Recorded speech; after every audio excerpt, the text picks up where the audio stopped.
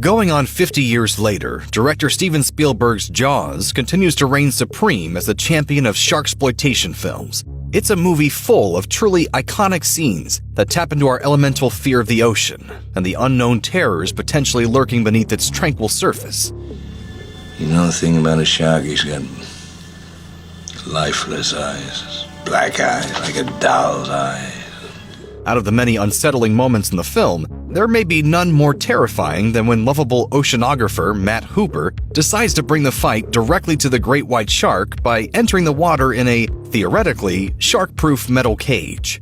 Try and keep him off me until I'm lower.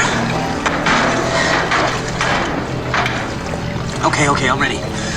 What ensues is a downright terrifying scene in which the shark tears through the cage and nearly rips him to shreds before getting tangled in the cage itself, giving Hooper the opening he needs to swim away and hide behind the seabed. As you would expect, part of this sequence was filmed in a water tank with a mechanical shark.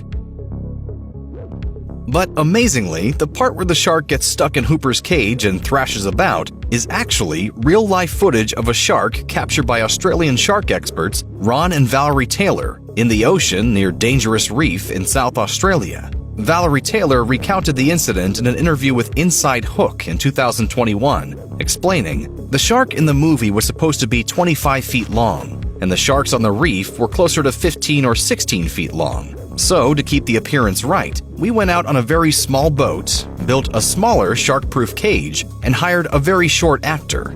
We learned after the fact that he really didn't know how to dive, and was worried about being around the sharks.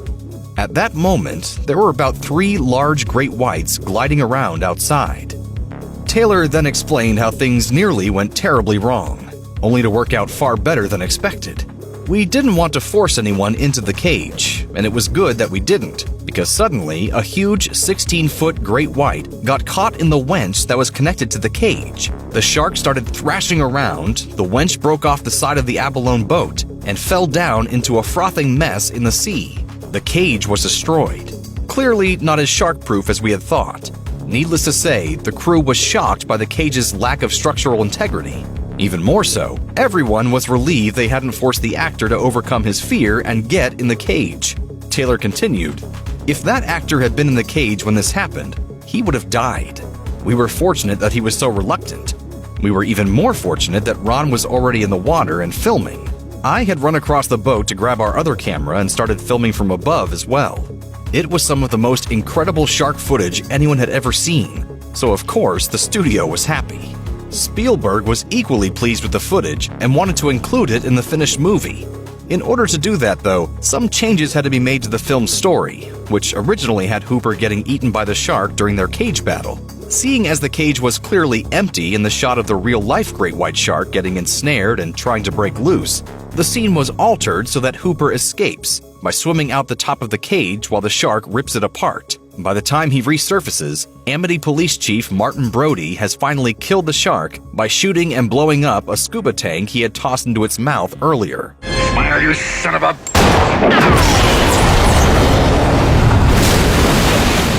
The idea to have the shark chow down on Hooper came straight from the source material by Peter Benchley, who also wrote the earlier script drafts for the film version of Jaws.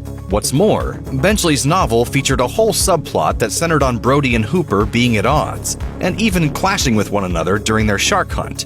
Hooper meets up with Brody's wife Ellen at a motel earlier in the book, leading Brody to suspect the pair of having a tryst. Ultimately, Spielberg's adaptation left out that story thread entirely, which resulted in Brody and Hooper being on friendly terms for most of the movie. Instead, the tension was between Hooper and Quint, the seasoned working-class fisherman who Brody hires to kill the shark, but doesn't take so well to Hooper, a younger man from a wealthy upbringing who values his scientific knowledge over Quint's experience. Don't you tell me my business again.